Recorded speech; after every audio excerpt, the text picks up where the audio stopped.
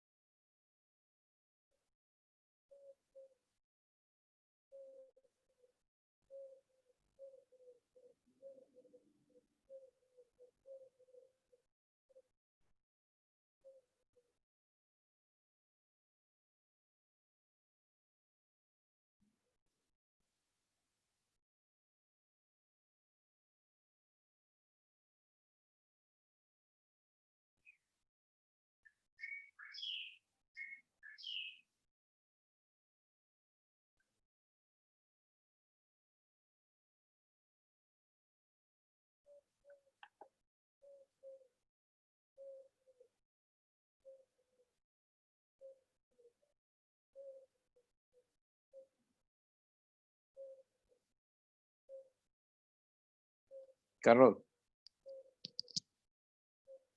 ¿Qué pasó? Adelante. espérame.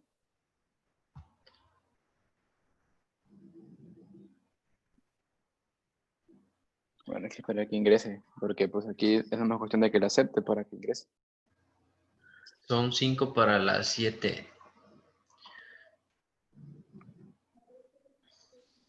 Sí, así es.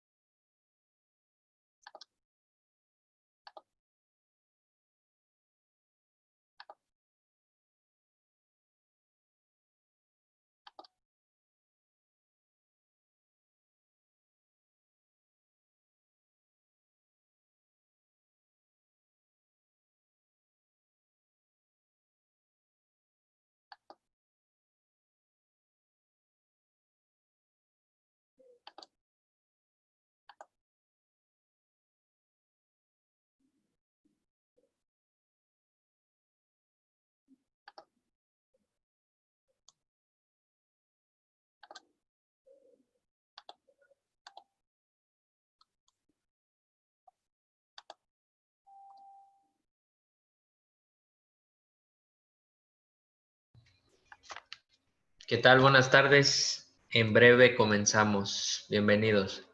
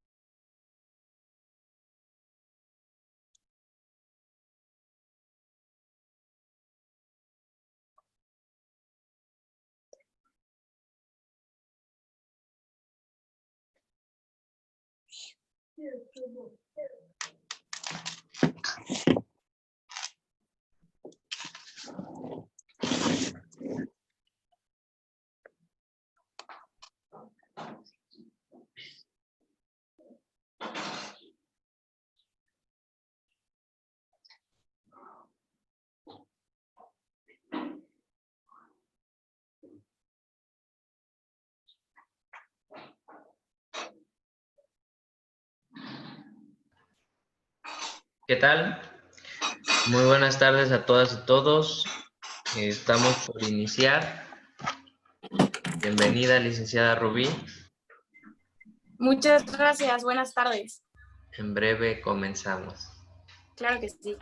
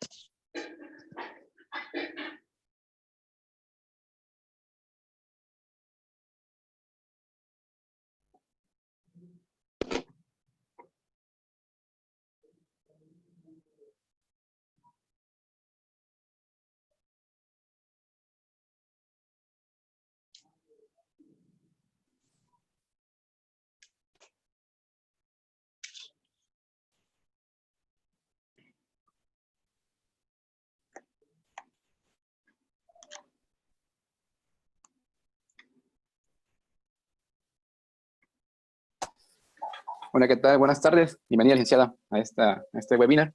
Gracias por aceptar la invitación y saludo a todas y todos. Bienvenidos sean a este webinar. Bien, vamos a dar inicio a este webinar presentando a nuestra ponente el día de hoy.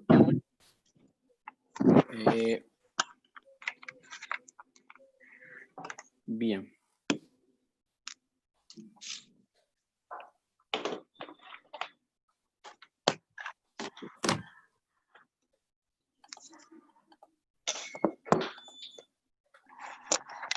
En unos minutos voy a configurar aquí mi pantalla.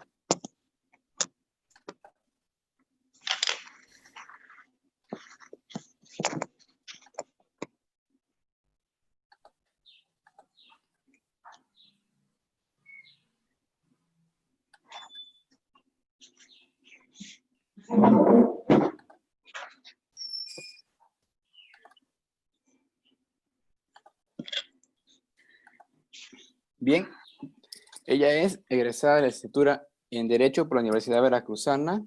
Tiene un diplomado en Oratoria, Liderazgo y Comunicación Política por la Universidad Nacional Autónoma de México y la Cámara de Diputados. Tiene un curso en Interpretación y Argumentación Jurídica por la Escuela Judicial Electoral, certificada en Justice por Harvard University y ha realizado estudios de idiomas de arte y cultura en Francia, Estados Unidos, Canadá e Italia. Ha estado en la Notaría Pública número 2 de la ciudad de Orizaba, juzgado cuarto de primera instancia en la ciudad de Orizaba. También nos comparte su trayectoria, que es presidenta y fundadora del Club de Comunicación y Liderazgo 272 de la Llave de Liderazgo Internacional, AC, con sede en Orizaba, miembro de organizaciones civiles y culturales como Rotary Internacional, el Seminario de Cultura Mexicana, la Alianza Global de Jóvenes Políticos, la Red Mundial de Jóvenes Políticos, Mujeres Líderes de las Américas y la Asociación Nacional Pro Superación Personal, AXPA, diputada plurinominal en la 64ª legislatura del Parlamento de la Juventud Veracruzana 2018 y parlamentaria en el Parlamento Juvenil Consultivo 2019, coordinadora distrital de jóvenes RCP, fundadora y conductora del proyecto Derecho Disruptivo en la Opinión Pública, conductora del programa de radio Política Ficción TV, conferencista y cuentacuentos en diversos seminarios, talleres y encuentros académicos en instituciones como UB, Rotary, Filo, ESIMI.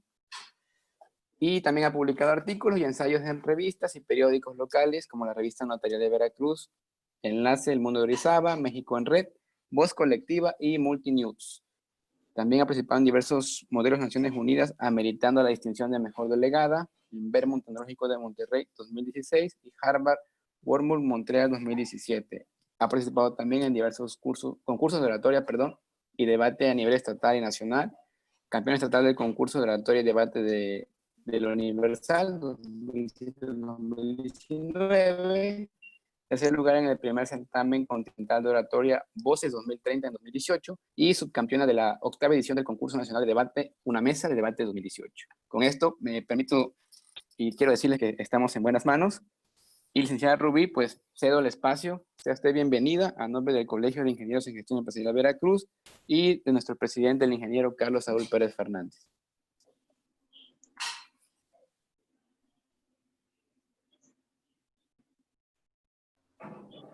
Por ahí. ¿Me apoyan con su micrófono, Rubí, por favor? Gracias. ¿Ahora sí me escucho? Claro que sí.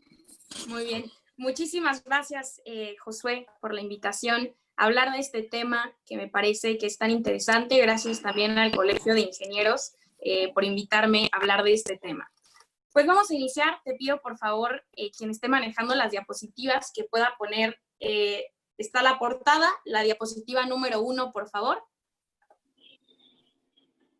Claro que sí.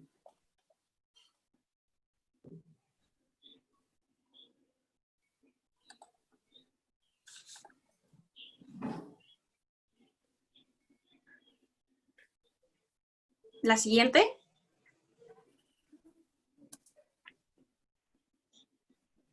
Pues bien, este tema surge por una razón en específico.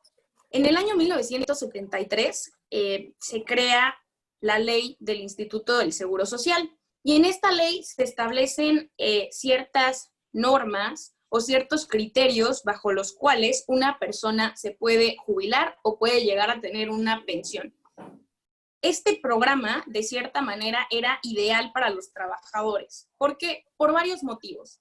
El primero era que cuando uno se jubilaba, después de haber trabajado, de tener 60 años de edad y de haber cumplido 500 semanas trabajando, uno se jubilaba con salario íntegro. Es decir, lo que sea que yo ganara en ese momento, al momento de jubilarme, yo me iba a ir a mi casa no trabajando e iba a percibir mi mismo salario.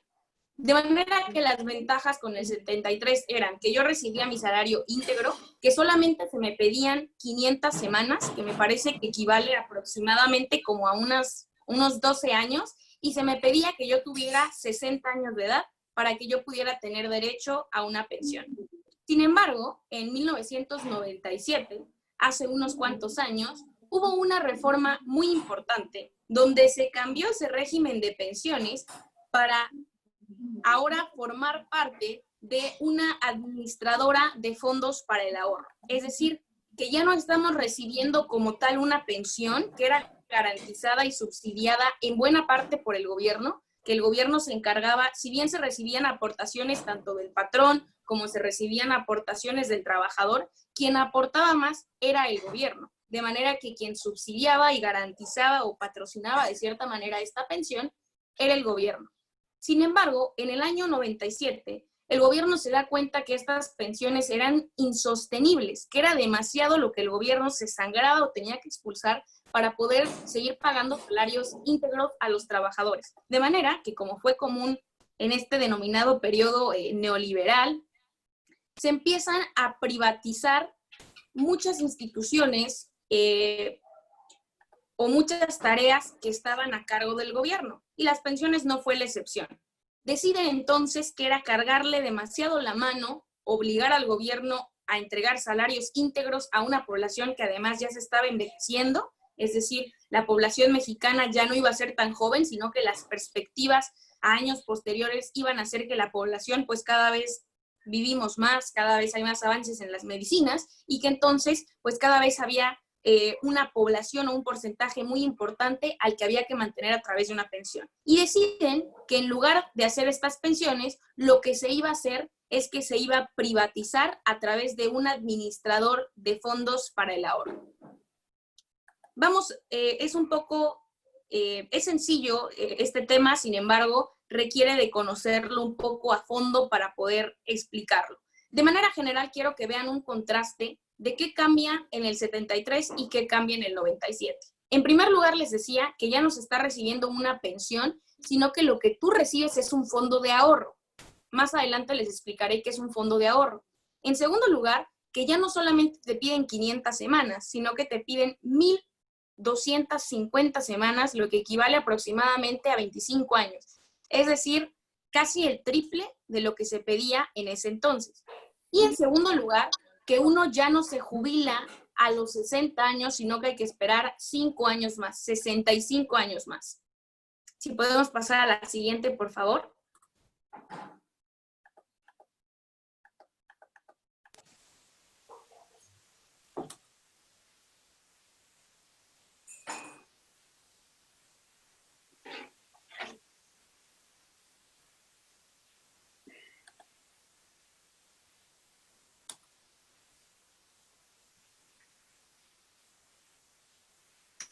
Muy bien. ¿Qué es lo que pasa entonces a partir del 97? Se crea este fondo del cual les voy a hablar, que funciona más o menos de la siguiente manera. En lugar de que sea el gobierno quien vaya reteniendo parte del salario y parte de las aportaciones patronales, ahora se lo vamos a encargar a instituciones privadas, como son las que ustedes pueden ver aquí, Azteca, Banamex, Coppel, Inbursa, diferentes instituciones bancarias que existen en el país, y les dice, tú te vas a encargar de administrar las aportaciones. Actualmente las aportaciones son de 6.5%. De ellas, un 5% le corresponde al patrón, es decir, la mayor parte, y el resto le corresponde al empleado. Es decir, que cada mes a mí me van a descontar, o cada quincena, según sea el caso, un porcentaje, y se lo van a descontar también a mi patrón por el simple hecho de que yo soy su empleado. Y este dinero, en lugar de irse como antes, que se iba a un fondo que controlaba el gobierno, ahora se va a ir a un fondo privado, donde este dinero no solamente se va a quedar ahí, sino que este dinero se invierte. Lo que hacen estos bancos es que invierten y manejan nuestro dinero, nuestros recursos, durante varios años hasta que nosotros nos jubilemos. Esto que ven ustedes aquí son las comisiones. Por supuesto que los bancos no hacen esto de manera gratuita. Un banco lo que busca es lucrar.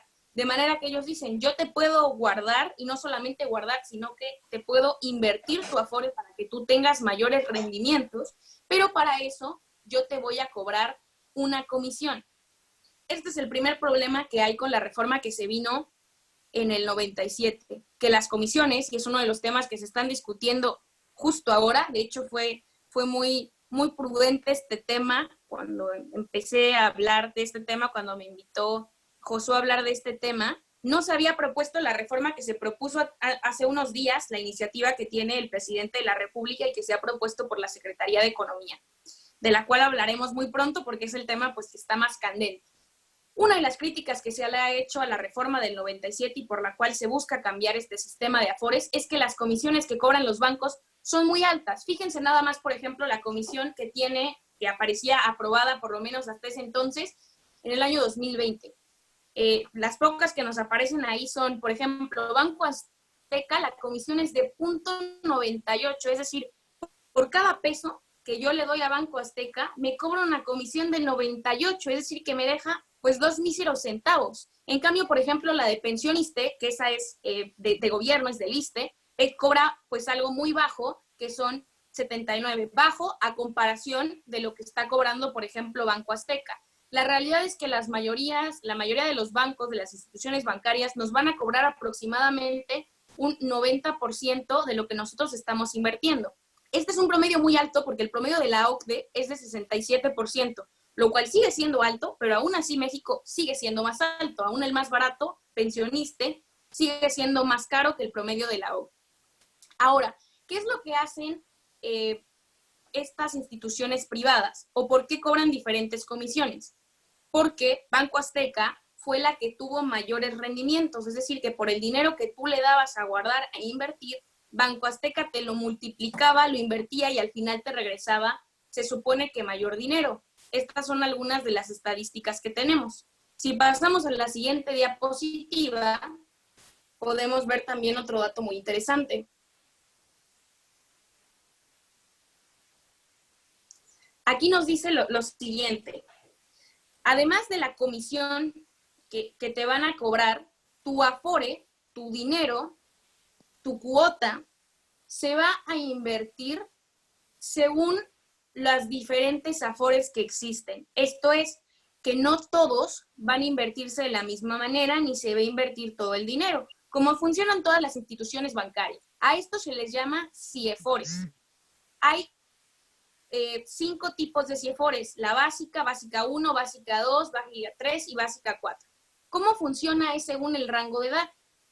Entre una persona sea más joven, pues hay mayor riesgo para invertir, porque no se espera que retires tu dinero pronto, sino que te falta aún mucho tiempo y puedes especular un poco más dentro de la bolsa, porque las afores, creo que no lo había mencionado, especulan dentro de la bolsa mexicana, como si fuera una acción, como si fuera cualquier otra empresa, porque pues en realidad son bancos. De manera que si tú eres joven, por ejemplo, dice 36 años y menores, tu rendimiento va a ser hasta de un 7.5%, el rendimiento más alto. ¿Por qué? Porque voy a invertir tu dinero en bolsa o en créditos que a lo mejor no sean tan seguros, pero que me pueden dar mayores beneficios. Entre más riesgo sea que yo invierta mi dinero, mayores son los beneficios que pueden haber, aunque también, por supuesto, pues van a ser mayores los riesgos. De tal manera que los mayores rendimientos especulan entre el 7.5 y el 7.3. En cambio, si yo voy bajando el rango de edad, por ejemplo, aquellos que están en 60 años adelante, pues el rendimiento baja un poco, baja a 6.90, porque los bancos ya no especulan tanto, porque se espera que la persona pues esté próxima a invertir. Esto es lo que hacen estas sociedades de inversión llamadas CIEFORES, que invierten tu dinero para que después tú lo puedas recuperar. Pasamos a la siguiente diapositiva, por favor. Bien, por eso muchas veces se dice que en realidad nosotros ya no tenemos pensiones. Se dice muchas veces que la generación en la que nosotros nos tocó vivir, es decir, los que empezamos a cotizar después del 98, creo que se escucha un poquito de ruido, ¿verdad? A ver, denme un segundo.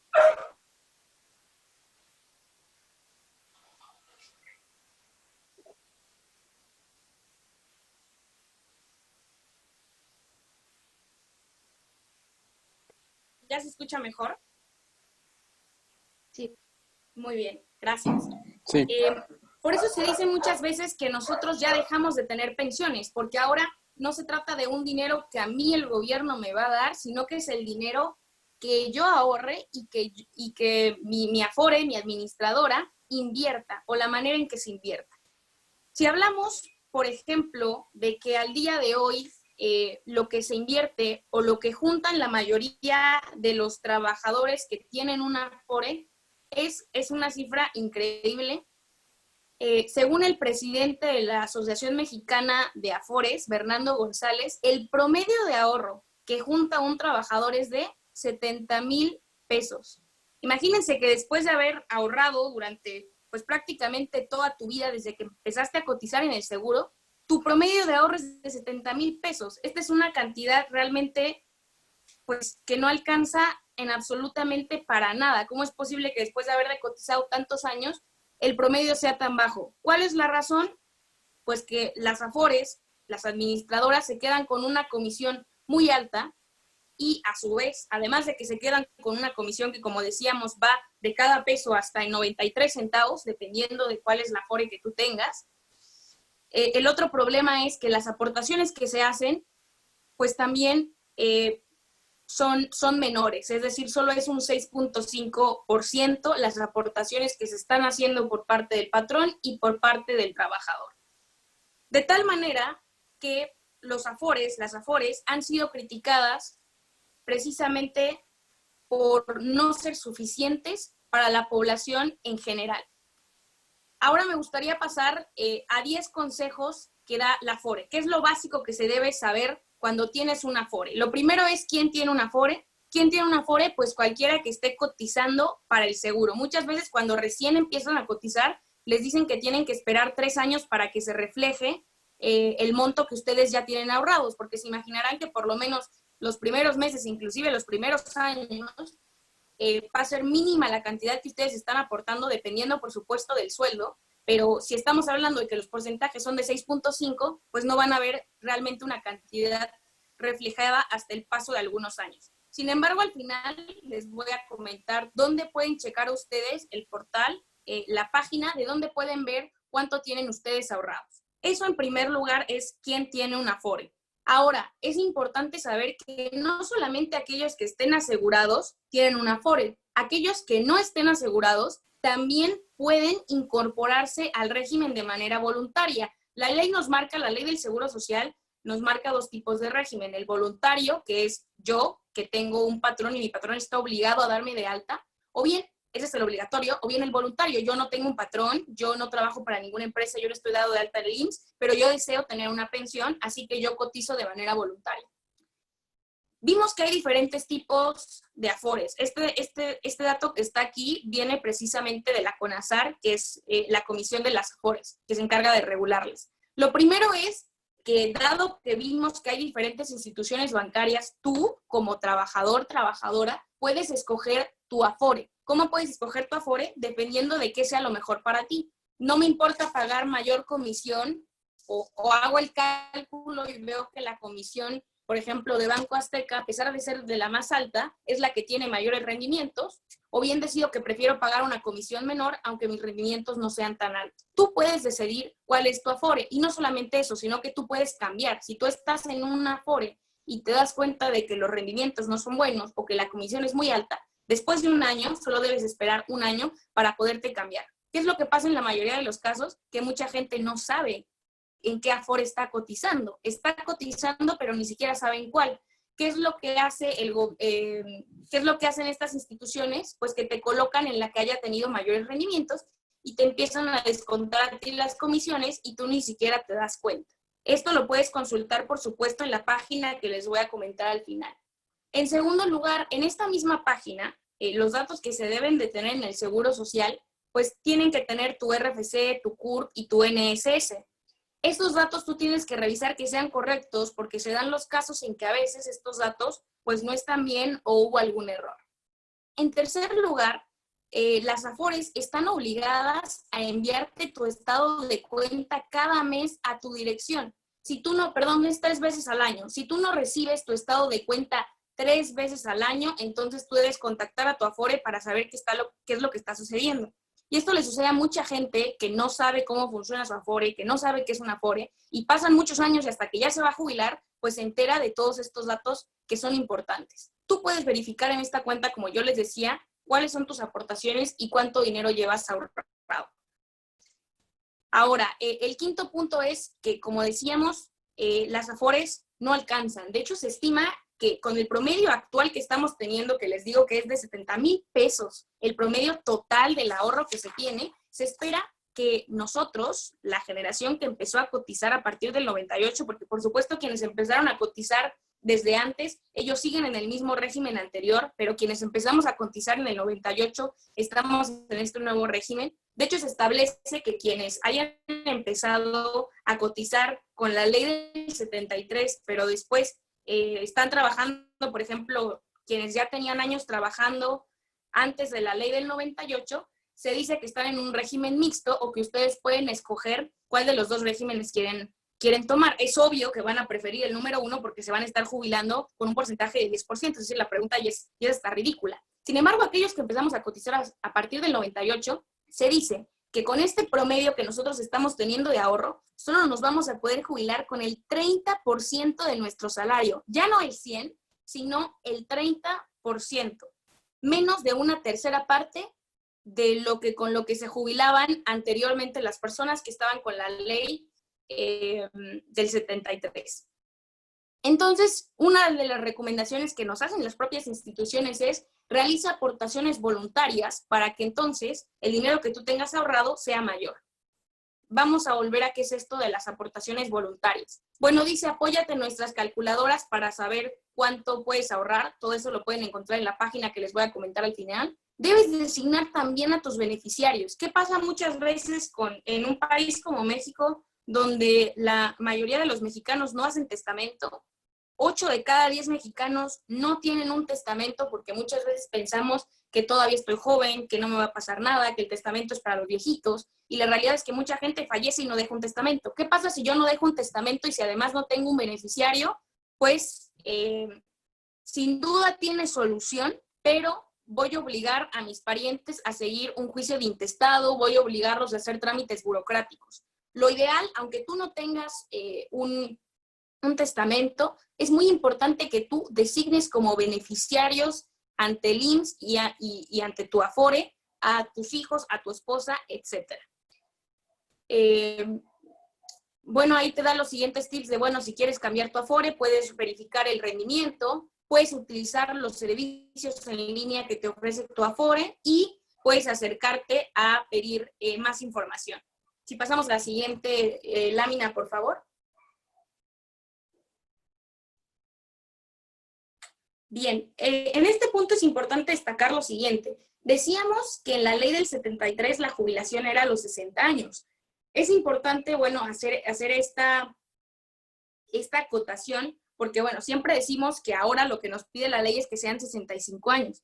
Sin embargo, la ley del Seguro Social, que no solamente involucra Afores, la ley del Seguro Social tiene que ver con todo aquello destinado a la salud, por supuesto, a la lactancia, al embarazo, a riesgos de trabajo, a incidentes. Es decir, la ley es muy compleja en cuanto a los supuestos que tiene previstos para todos los tipos de riesgos o de supuestos que puedan suceder a los trabajadores. Pero eso, bueno, es un tema muy aparte. Y además de las prestaciones, pues es no solamente una pensión, sino que hay ayuda asistencial, asignaciones familiares, asistencia médica, etcétera. Y entre ellas está la pensión.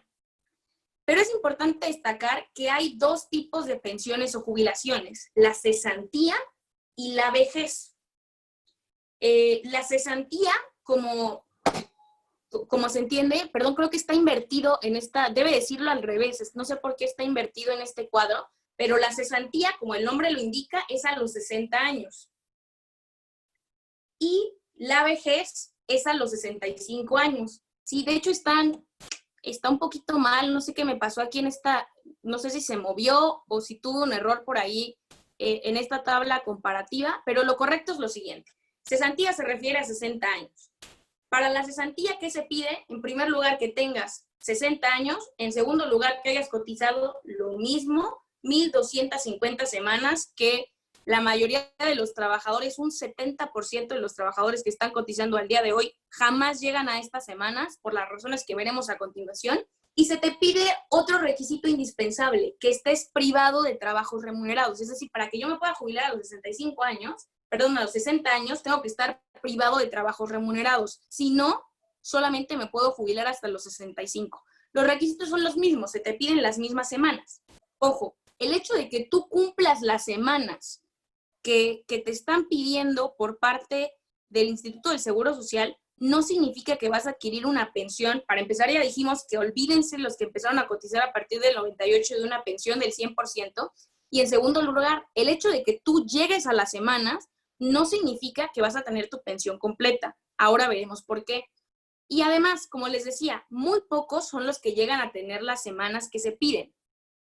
Pero bueno, la distinción importante aquí era decir, sí se puede uno jubilar a los 60, pero en casos especiales. Esto se llama cesantía o pensión por cesantía y solamente es cuando te privas de trabajos remunerados, es decir, cuando sufres un accidente, cuando ya no trabajas, cuando te quedaste desempleado. Pero lo general son los 65 años y eso se le llama vejez, la pensión por vejez, que es la más común. Si pasamos a la siguiente, por favor.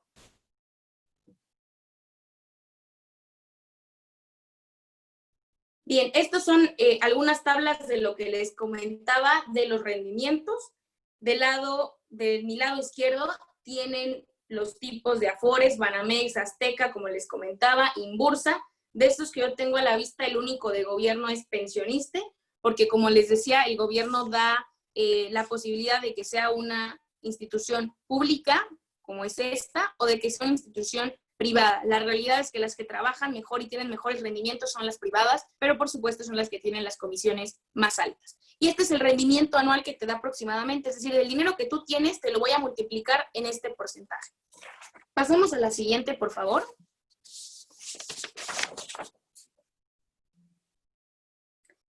Ahora vamos a pasar a un espacio, porque este tema, la verdad que es un tema no muy fácil de abordar. Hay que conocerlo bien, pues para poder explicarlo, pero sobre todo pues tiene que ser de manera un poco didáctica. Así es como yo lo entiendo, así es como yo lo entendí y como se los explico ahora a ustedes. Algunas preguntas y respuestas. Bueno, lo primero que decíamos, que es uno de los temas más importantes, si tú estás cotizando para una Afore, ¿cómo saber si estás cotizando para una Afore? Una vez más, si tú trabajas, si tú eres un empleado y tienes seguro social, tú estás cotizando para una Afore, lo sepas o no. En primer lugar, debes saber que debes recibir tu estado de cuenta 3 veces al año. Si no la recibes, algo anda mal y tienes que checar porque es así. Si no sabes en qué Afore estás cotizando, también algo anda mal y debes meterte a la página que al final les pondré en pantalla.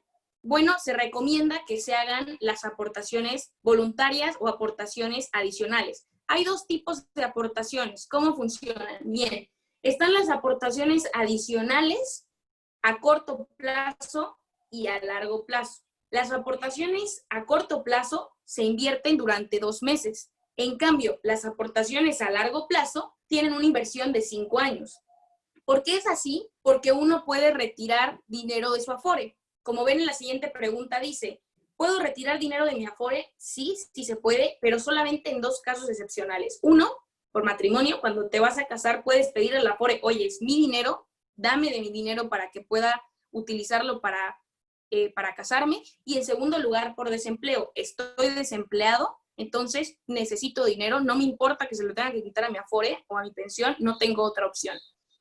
En el primer caso, por desempleo, no es tan fácil como decir estoy desempleado, dame el dinero, sino que se piden ciertos requisitos o hay ciertos candados. El primero, solamente tú puedes adquirir un retiro por desempleo 46 días de estar desempleado, es decir, no al día siguiente, sino que debes esperarte 46 días para poderlo pedir.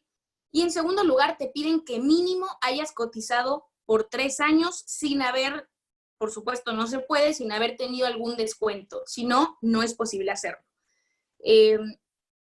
Entonces, se pueden hacer retiros, sí, y de hecho una de las propuestas que antes de que saliera todo este tema de reformar la ley de las Afores, una de las primeras propuestas que hizo Mario Delgado allí en Morena, fue el diputado Mario Delgado, fue precisamente decir que ahora con el tema del COVID-19, pues mucha gente se había quedado desempleada y que se proponía que se pudiera retirar dinero, pero él proponía que se pudiera, la propuesta concreta era la siguiente, que se pudiera retirar hasta un 19% de la cuenta individual. Él dio una cifra exacta que eran 13,300 pesos, lo que equivale a un 19%, y que no se pidiera ni el tiempo que establece aquí, ni los años. ¿Qué fue criticada de esta propuesta? Pues que era una cantidad muy alta, tomando en cuenta que son 70,000 pesos el promedio que acumula un trabajador, pues retirando 13,300 pesos se iba a quedar prácticamente sin pensión. Es decir, imagínense, durante no sé, vamos a ponerle una expectativa de vida de 10, 15 o hasta 20 años, 70,000 pesos no te alcanzan para nada. Cuando tú haces estas aportaciones voluntarias, las de corto plazo tú las puedes retirar en 2 meses. Yo aporto, no sé, cierto porcentaje, 5,000 pesos, 10,000 pesos, y después de 2 meses yo las puedo retirar. En cambio, si yo decido aportar a largo plazo, yo no las voy a poder mover dentro de 5 años. ¿Cuál es la ventaja o por qué se busca? Por supuesto, es deseable que lo que haga la gente sean las aportaciones a largo plazo para incrementar su pensión, de manera que el gobierno te premia. Si tú haces una inversión a largo plazo, estas son deducibles del ISR. ¿Qué es lo que se prevé? Según los datos, les recuerdo que la cantidad que se invierte es de un 6.5%. Según los datos que tienen las AFORES, para tener una pensión un poquitito más decente, se recomienda que ahorres entre un 8 y un 9%, es decir, que tú aportes entre un 2 o 3% más de lo que ya te están pidiendo de manera voluntaria. Si pasamos a la siguiente, por favor.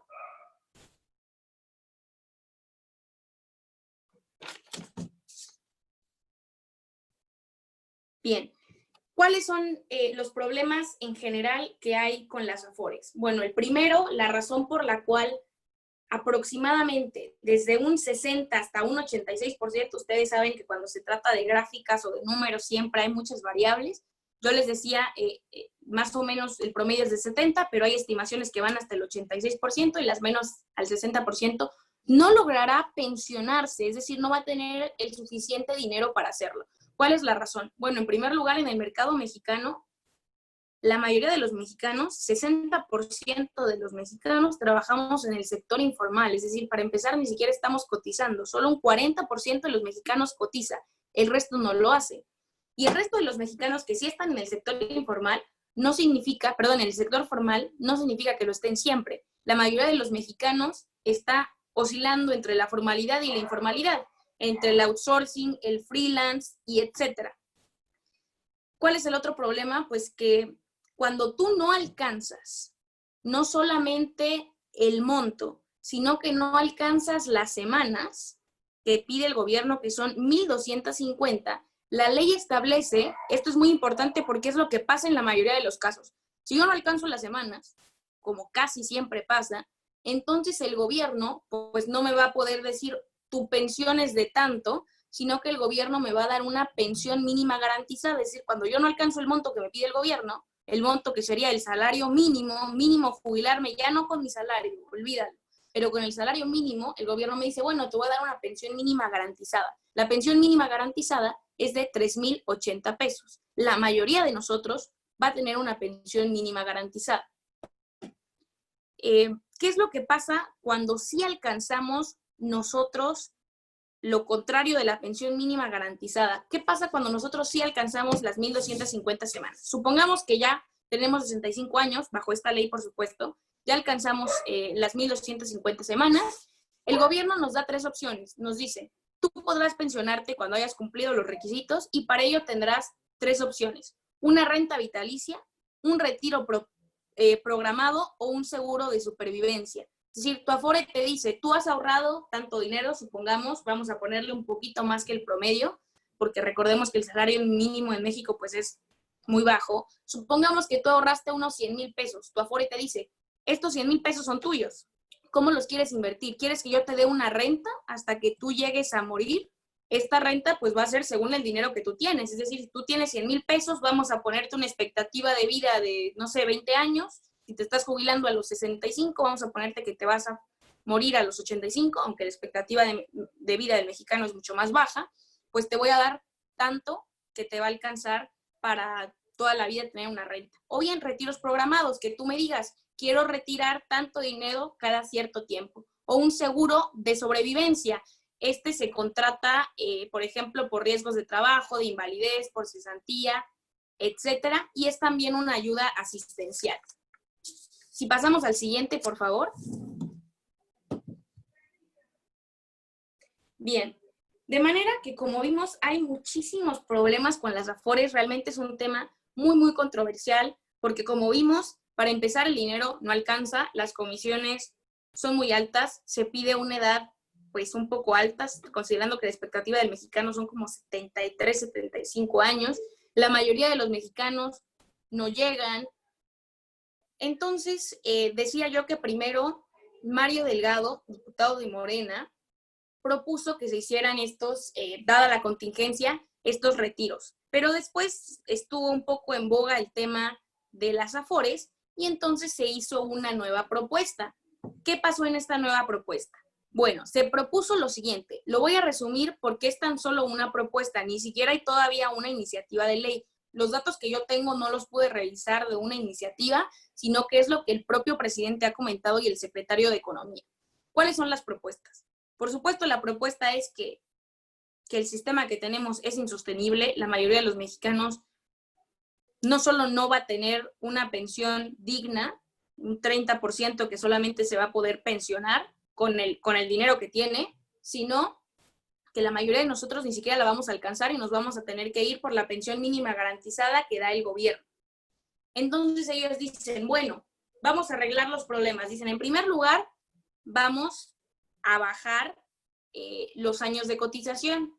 En lugar de las 1,250 semanas, vamos a pedir 750 semanas. Es decir, en lugar de que sean 25 años, vamos a bajarla a 15 años, lo cual es una propuesta pues bastante buena. Nos están quitando 10 años más de cotizar. ¿Por qué motivo? Pues por la oscilación entre la informalidad que haya, no porque no podamos trabajar tanto tiempo, sino que no lo hacemos en el sector informal. En segundo lugar nos dice, para obtener esta pensión mínima garantizada, lo único que yo te voy a requerir es que cumplas las 750 semanas, sin importar cuánto tengas tú. Esto, bueno, no varía mucho de lo anterior. Lo que sí es muy importante es que dices, bueno, si están bajando las semanas, ¿cómo le van a hacer entonces para que haya más dinero? Porque no se trata aquí de cuánto tiempo estemos, sino de que sin importar el tiempo que estamos cotizando, no lo alcanzamos. ¿Cuál es la propuesta del Ejecutivo? El Ejecutivo dice, bueno, entonces en lugar de que el patrón te aporte un 5.51%, le vamos a pedir al patrón que te aporte casi el triple, un 13.87%. Es una cantidad altísima la que se le está pidiendo aportar al patrón, no al trabajador, lo cual podría ser positivo de cierta manera.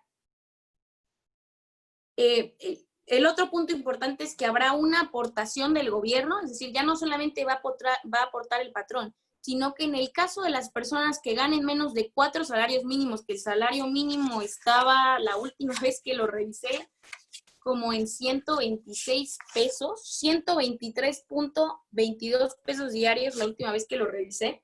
Si tú ganas menos de 4 veces eso, el gobierno va a hacer una aportación para que tú tengas una pensión más amplia. Y la última, que sería la más importante y sobre todo también la más vaga, una reducción a las comisiones. Se plantea, decíamos que las comisiones de los bancos son muy altas. El gobierno dijo que las iba a reducir, pero no dijo ni en cuánto ni cómo, porque eso por supuesto no depende del gobierno. Yo puedo obligar a un patrón a que dé una aportación mayor, pero yo ¿cómo obligo a una institución privada, a una institución bancaria a que reduzca las comisiones? Eso dependerá del cabildeo que se haga. Esta propuesta a inicios suena bien, pero si nosotros hacemos cálculos, yo la verdad no soy muy buena haciendo cálculos, pero si alguien me quiere ayudar haciendo cálculos, vamos a poner, ahora en lugar de las semanas de las 1,250, vamos a suponer que ahora solamente hay que hacer 15 años. Si bien estamos triplicando casi la aportación del patrón, ¿cuánto es la cantidad que realmente se va a aportar? Si estamos bajando a menos de la mitad las semanas de cotización, el tiempo de cotización, a pesar de que estamos subiendo la aportación, realmente ¿cuál va a ser o qué tanto va a ser el beneficio? Les repito, yo no he hecho cuentas, pero creo que si hacemos cuentas, no sería, sin duda que va a haber un beneficio, debe haber un mayor ahorro porque se está aportando más dinero, pero se está reduciendo el número.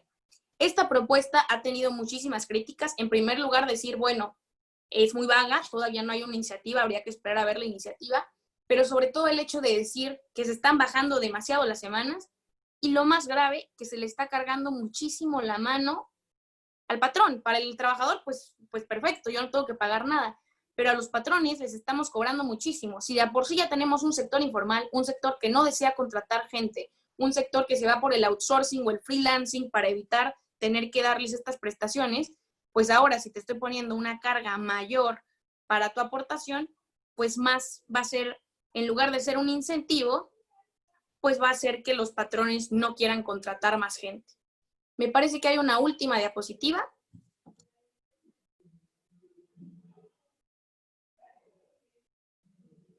Pues bien, eso es a grandes rasgos el tema de las Afores. Como pudimos ver, las conclusiones que podemos tener son que el sistema que se impuso a partir del 97 fue un sistema muy restrictivo, un sistema que hoy no nos garantiza una pensión. Las pensiones ya no existen, sino las aportaciones o las acumulaciones que nosotros hagamos de nuestro propio dinero, con las comisiones que nos cobra una institución en su mayoría privada. Y en segundo lugar, pues que hay una propuesta que pareciera interesante, hay que esperar a ver un poquito más de qué se trata, pero que hay que tomarla con cautela. El hecho de bajar tanto los años y de subir la aportación patronal no es una propuesta sencilla, no es algo que se pueda llevar a cabo pues tan fácilmente y que habría que ver hasta dónde puede llegar. Lo interesante es que estamos volteando a ver y dándonos cuenta que este es un problema, que las Afores y las pensiones no pueden seguir así y que se están creando propuestas que podrían ser interesantes. Esta es la página donde ustedes pueden checar la información sobre sus aportaciones. Ustedes entran a esar.com.mx, que es el portal del Instituto del Seguro Social. Les van a pedir su número de seguridad social, que ese pues lo deben tener ustedes y no deben consultarlo ahí con su patrón. Y ahí ustedes pueden ver si están cotizando, cuánto están cotizando, cuántas son sus aportaciones y si no lo saben, como es el caso de muchos mexicanos, ante qué Afore están cotizando y cuál es la aportación o la comisión que les cobran. Les recomiendo mucho que lo hagan. Por mi parte, esa sería la explicación acerca de este tema tan importante que son las administradoras de los fondos de ahorro. Pues si alguien pasa a tener alguna pregunta, con muchísimo gusto se las contesto. Ok, qué interesante tema, la verdad, esto de las Afores. Cuando lo vi, como comentaba la licenciada Rubí hace unos días atrás, me interesó mucho. Y más hacia los tiempos que nos estamos enfocando, creo que es importante estar a la vanguardia en este tema. Y pues de los aquí participantes, si alguien quiere hacer una pregunta a la licenciada, lo puede hacer por el chat o le puedo activar su micrófono, levanten la mano para que pues le hagan la pregunta a la licenciada y ella después da respuesta sobre este tema.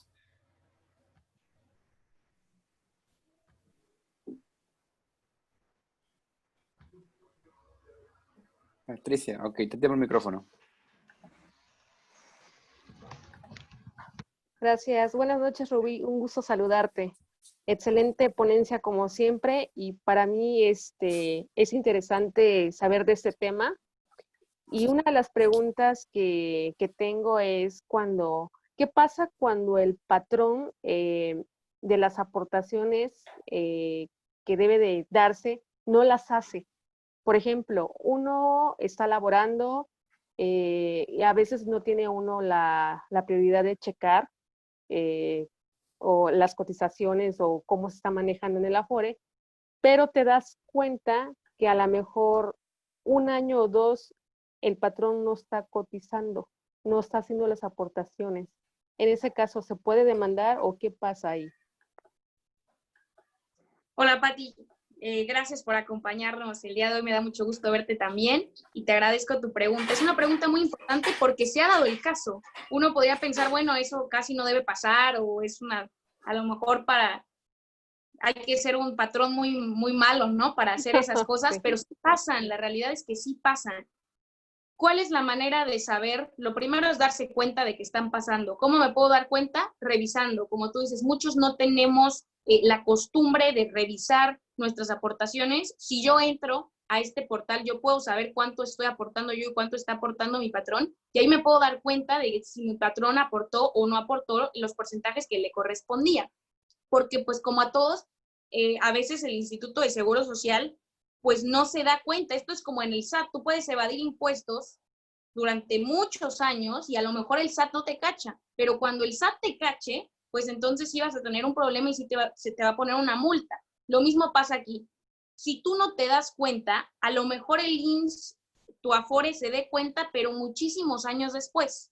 En cambio, si tú te das cuenta como trabajador de que tu patrón no está haciendo las aportaciones, tú puedes demandarlo. ¿Dónde se hace esto? Esto tiene que ser un trámite jurisdiccional, hay que contratar un abogado litigante para que vaya a la Junta de Conciliación y Arbitraje y demande al patrón por no hacer las aportaciones. Es un trámite jurisdiccional, es un juicio, hay que demandar y es ante la Junta de Conciliación y Arbitraje. Ah, perfecto. Gracias. Ok, Lick, De igual manera, puedes dar aviso al Instituto del Seguro Social o puedes dar aviso a tu Afore. Sin embargo, el proceso correcto para hacerlo es a través de un juicio, pero es importante darle a conocer al instituto y, por supuesto, también a tu Afore para que ellos también tomen cartas en el asunto. Ah, perfecto. Te agradezco. Ok, Lick, por aquí tenemos otra pregunta. Amiga Fanny, te activo el micrófono para que puedas hacerla pues, de manera auditiva y podamos avanzar.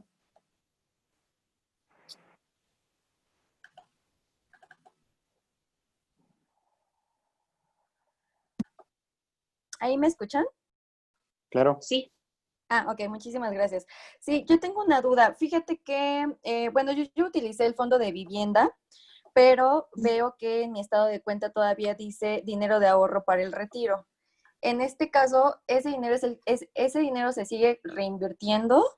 ¿Y cómo es que puedo disponer? O bueno, o sea, quiero saber si ese dinero se puede disponer en las dos versiones que tú mencionabas, ya sea para lo de matrimonio o en el tema del desempleo.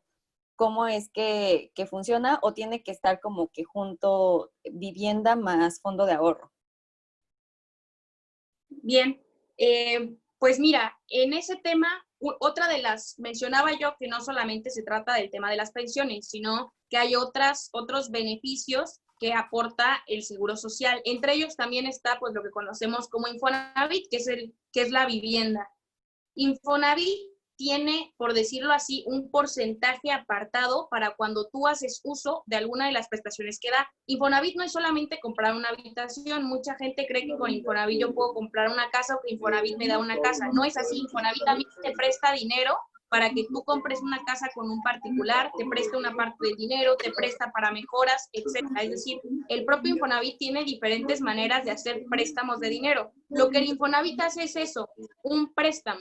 Te va a hacer un descuento a ti de lo que tú llevas acumulado y además te va a cobrar una comisión, que es una comisión, bueno, mucho más baja, por supuesto, y distinta a la que van a cobrar los bancos. Si tú ya dispusiste de tu dinero o de tu crédito para comprar una casa o para utilizarlo en cualquiera de las opciones que te dé Infonavit, tú sigues cotizando. El hecho de que tú lo ocupes para Infonavit no significa que ya no vas a tener una pensión o que ya redujiste tu pensión. Son dos aportaciones distintas. Es como si yo utilizo, por ejemplo, maternidad o lactancia o el seguro social para temas de salud. Eso no me quita a mí en mis otras aportaciones, son rubros distintos. Está el rubro para cotizar. Cuando tú te metas a esta página del Seguro Social, tú vas a encontrar cuánto es lo que tú llevas más los descuentos que te está haciendo el Infonavit. Si tú quieres hacer un retiro, tú tienes que entrar en este portal. Hay una parte donde te dice que puedes hacer una pregunta o que si necesitas hablar. También hay un teléfono ahí donde pueden hablar ustedes para plantear casos específicos o movimientos específicos que deben hacer. Y debes preguntarle si puedes hacer un retiro, ya sea por desempleo o por matrimonio. ¿Cuál es el único requisito que te van a pedir a ti? Que tú no hayas retirado en 3 años. Si tú dices, es que utilicé Infonavit y no sé si aplica. No, Infonavit no aplica. Es que tú hayas hecho un retiro de tu cuenta para pensión. Si no lo has hecho en los últimos 3 años, entonces tú estás en todo el derecho de pedir un retiro. Ok, muchísimas gracias.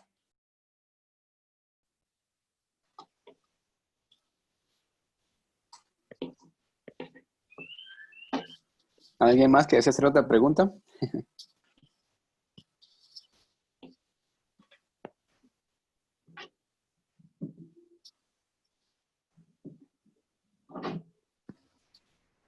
Hola, buenas noches.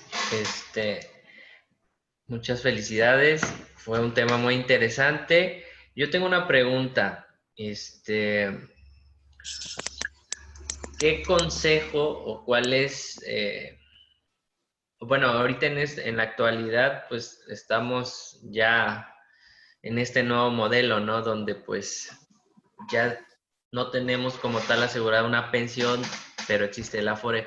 ¿Cuál sería tu recomendación principal para todos los jóvenes que tienen esa inquietud o esa duda, a lo mejor se podría decir incertidumbre, de qué va a pasar cuando su vida útil laboral, hablando ya de la energía, ¿no? Que cuando estamos ya en la edad plena, pues ya no tenemos las mismas fuerzas para seguir, además del mismo entorno, ya no nos contratan.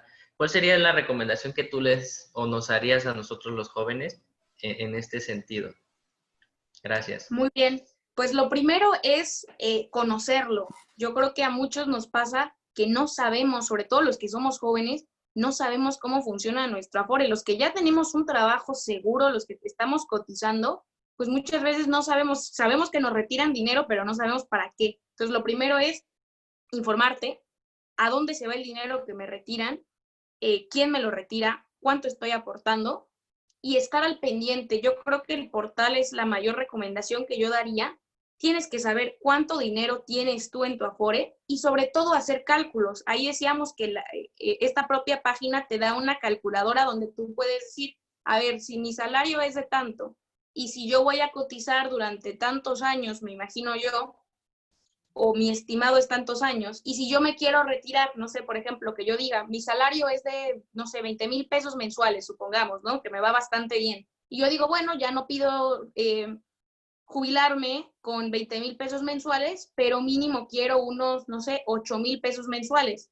¿Cuánto dinero necesito tener en mi Afore para que yo me pueda retirar con eso? Y entonces yo digo, bueno, necesito tener, no sé, tanto. Con las cuentas ahí sí no soy buena, debo admitirlo. Entonces yo les puedo dar el derecho, pero las cuentas sí hay que hacerlas por otra parte. Haciendo las cuentas yo digo, bueno, si yo quiero retirarme con tanto dinero, yo necesitaría tanto dinero de más. Entonces yo puedo hacer una estimación de cuáles son las aportaciones voluntarias que yo necesito hacer.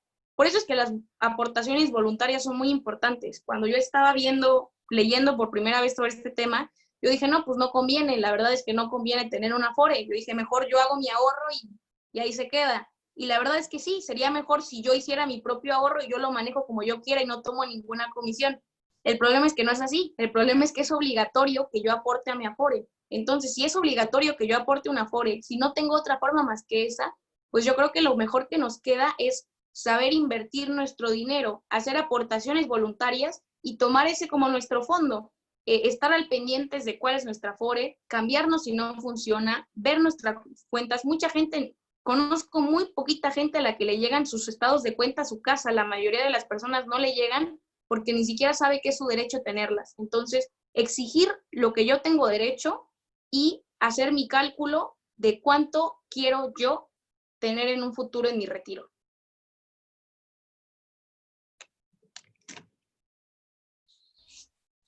Muy claro, gracias.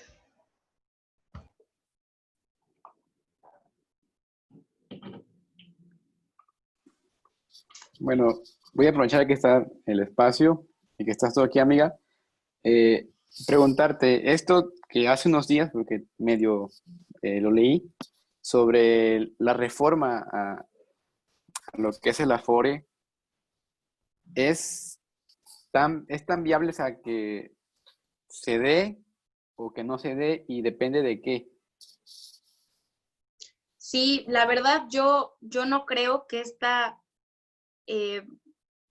reforma, esta iniciativa sea posible, porque la verdad es que es un golpazo muy fuerte para los patrones. ¿Cómo le voy a pedir que incremente 3 veces lo que ya está aportando? Si a por sí es una carga muy fuerte. El patrón es el que me está dando trabajo. Ellos son quienes están creando los empleos en México y además les voy a cargar la mano con algo tan fuerte. Se supone que es el gobierno quien debe aportar. Yo sé que el gobierno está muy endeudado, pero no le puedo cargar la mano a la iniciativa privada porque entonces la iniciativa privada ya no va a ser mi aliado y ya no me va a ayudar a crear empleos.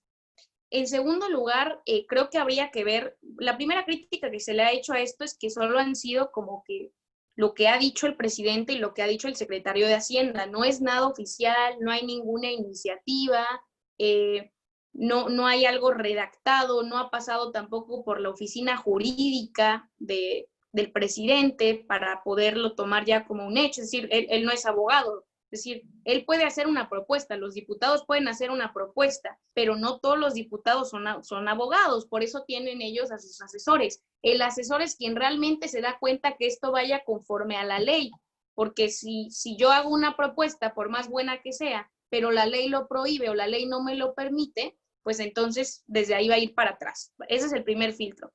En segundo lugar, me parece que habría que cabildear mucho con las instituciones privadas para bajar las comisiones, porque las comisiones realmente son muy altas. Yo creo que lo que va a suceder es que se va a hacer otra iniciativa, otra propuesta. Esta propuesta que se hizo, como fue la propuesta de Mario Delgado inicialmente del retiro de las Afores, va a servir para seguir abriendo la discusión, porque este tema, la verdad, es que era un tema que no tenían pensado y que pues tampoco nadie se quiere meter en el tema porque es una carga muy fuerte la que se está echando quien decida meterse en el tema de las Afores, y es algo que no solamente va a repercutir en su sexenio, sino en los años venideros. Entonces creo que es un tema que puede ser inclusive que no se termine resolviendo, que el presidente se dé cuenta de que es una carga muy fuerte la que se va a llevar y decida mejor dejarlo ahí, como ha pasado con muchos temas en la agenda nacional. Pero lo que yo sí creo es que se va a abrir un debate aún más fuerte acerca de este tema y que van a llegar propuestas. Ya hay muchas propuestas a nivel nacional y a nivel internacional que son interesantes. De hecho, nuestra ley del 97 se copia de Chile. Esta reforma se hace en Chile. En Chile sabemos que ahorita hay muchos disturbios sociales precisamente por muchas reformas que se hicieron en ese momento, y una de ellas es precisamente su sistema de pensiones. Llegó a ellos a un punto donde explotó el sistema de pensiones y generó pues que hubiera descontento, y es lo que posiblemente va a pasar en México cuando la gente se acaba de enterar de cómo funciona su Afore. Entonces yo creo que va a haber una discusión muy importante y pues esperemos a ver en qué termina. Ok, pero yo creo que tenemos la última pregunta. Licenciada Yadira, le activo su micrófono para que la pueda expresar de modo auditiva y sea más rápido la interacción.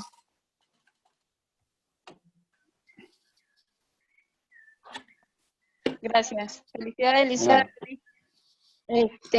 Así hay una pregunta, bueno, ya que me dieron el uso de la voz, quisiera hacer dos.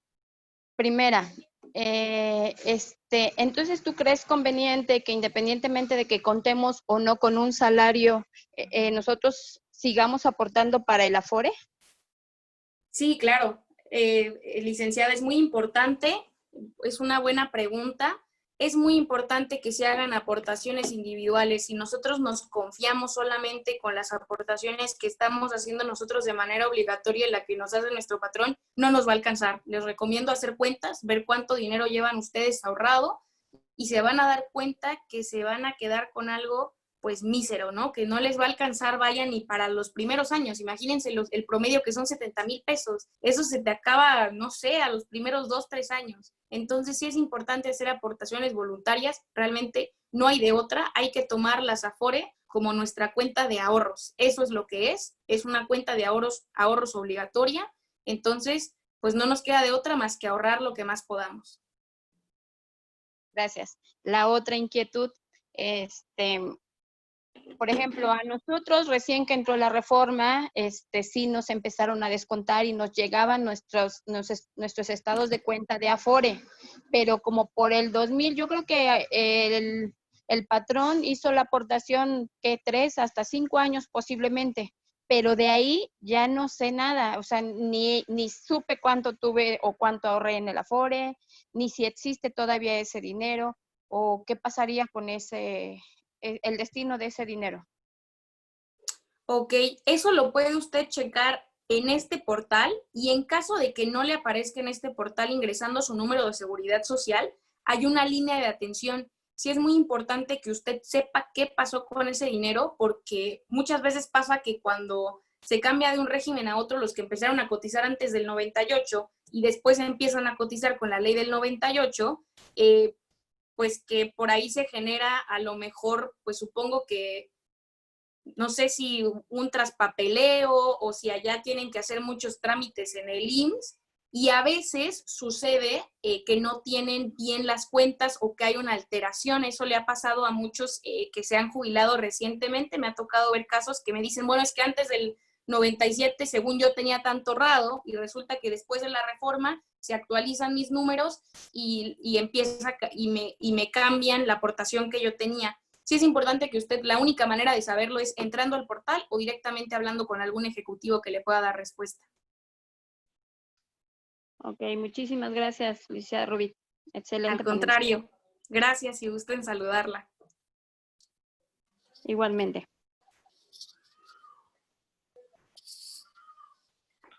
¿Alguien más que quiera aprovechar el espacio?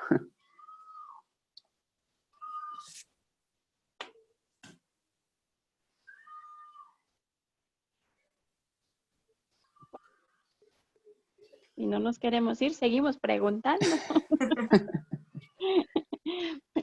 Pues De sí. hecho, tengo un documento que elaboré yo como Sí. de las Afores en pocas palabras. No sé cómo sea la manera más fácil de enviarlos, si se lo envío a Josué y él se los puede remitir a sus correos o no sé. Pues tal vez, no sé si lo pueda yo mandar aquí por el chat. Sí, sí se puede. ¿Sí se puede? Sí, ¿Cómo le hago? ahí en la parte de conversación, chatear, me parece que viene el botón y le das a agregar archivo. A ver. No me aparece la opción. ¿No? Creo que nada No. más es al anfitrión al que le aparece. Si Ah, quieres, te lo ok. doy, te lo mando, Josué, por WhatsApp. Sí, por La favor. verdad Y es ya. que yo siempre creo que las infografías, aunque no tienen dibujitos, es la mejor manera de poder explicar las cosas. Yo creo que más que las explicaciones que son eruditas, es hacerlo para que todo mundo lo pueda entender. Digo, no todos son abogados, inclusive los que estudiamos leyes. El tema laboral, la verdad es que es un tema para mí complicado, y más el tema del seguro social. Entonces, si gustan, se los puedo pasar para que ustedes lo revisen también a sus conocidos. Mucha gente pues no sabe muy bien de qué se trata y es una ayuda bastante buena. Se los envío ahora que cargue. Gracias. Sí, claro. Aquí se los comparto o se los mando directamente a sus correos. Así es. Eso sin problema. Pues yo creo que ¿Crees que, por ejemplo, pues ya tiene que casi 10 años, si no es que más, que yo dejé o mi patrón dejó de aportar para el Afore? ¿Crees que eso persista o ya, digámoslo, por decirlo así, haya caducado o se haya perdido? ¿El patrón dejó de aportar Sí, durante sí, 10 años?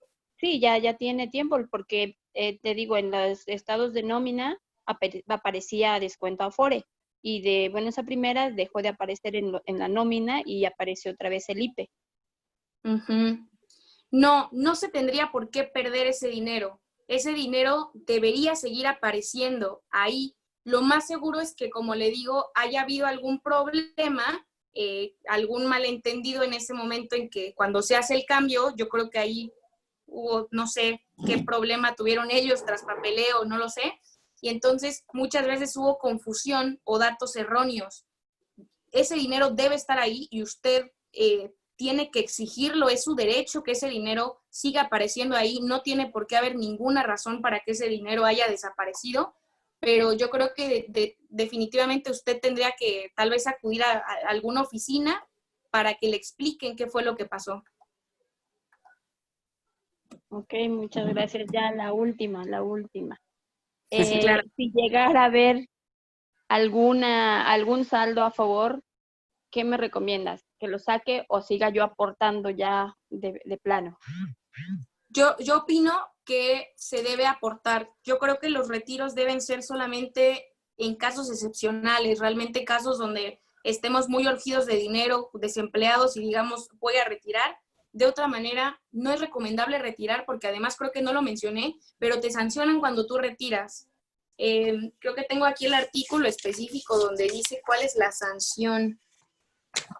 Dice, Algo sí sabía que no podíamos retirar porque tienes una penalización o algo así. así es, por aquí tengo específicamente cuál es la penalización.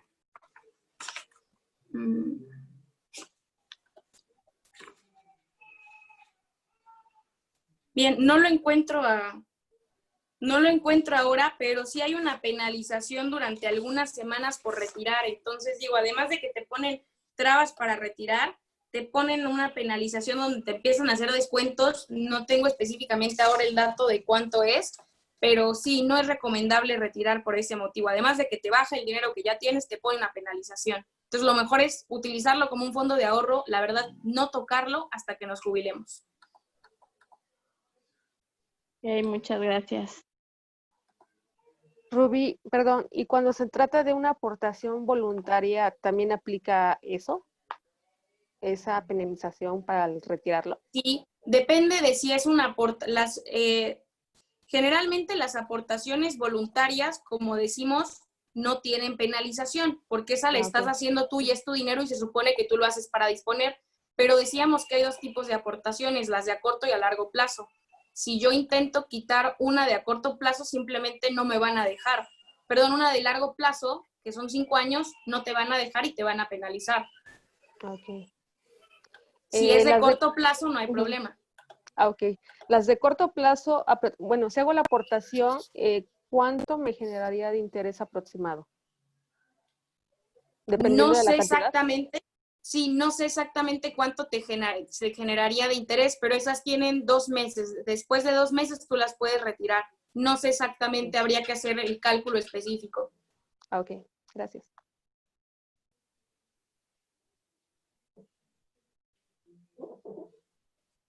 Bueno, por ahí les compartí en el chat la imagen que me mandó Rubí para que la tengan en la mano.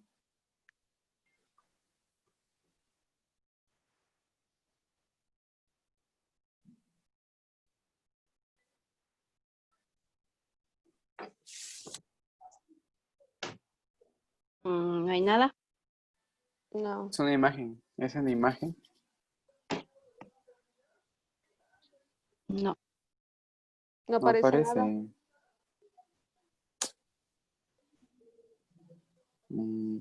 Bueno, si hicieron el registro, se los voy a mandar a su correo, o si me pueden poner su correo a quien les interese que le mande la información, la imagen, perdón, con mucho gusto se los hago llegar para que pues, la tenga ahí en su información. Gracias. De nada.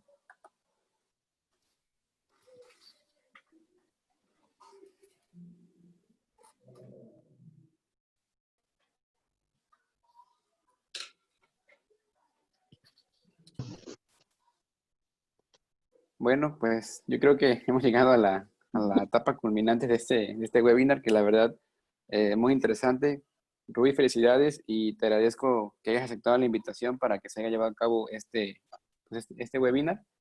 La verdad que sí era un tema muy importante, pues para todos, ¿no? Estar totalmente al día con este tema de las Afores y que pues los que estamos aquí, más bien en tema de juventud, pues podamos estar un poquito más empapados de la información, ¿no? Claro que sí, pues al contrario, te agradezco a ti, Josué, la invitación. Creo que es un tema muy interesante, como bien dices. Sí, no, desde luego espero que no sea la primera ni la última, que te sigamos invitando a este tipo de eventos, otra vez con otros temas o con este tema, pero pues ya un poquito más avanzado, ¿no? Conforme la situación en nuestro país avance. Claro que sí. Bueno, pues sin más preámbulos, a nombre de nuestro presidente, el ingeniero Carlos Saúl Pérez Fernández, presidente del Colegio de Ingenieros en Gestión Empresarial de Veracruz, les reitero las gracias por su tiempo, su disponibilidad, y pues vamos a seguir trabajando para seguir creciendo en esta parte de hacerles llegar estos cursos, entre otros temas, ¿no? Ahí les invitamos a que sigan nuestras redes sociales, en Facebook como Colegio de Ingenieros en Empresarial Veracruz, al igual que en Instagram, y pues con mucho gusto vamos a estar ahí apoyando pues en estos tiempos de contingencia. Muchas gracias, Josué. Muchas gracias. Felicidades, Gracias, ustedes. buenas Rubí. noches a todos y Felicidades a todos. todas. Excelente Gracias. ponente. Gracias. Hasta luego.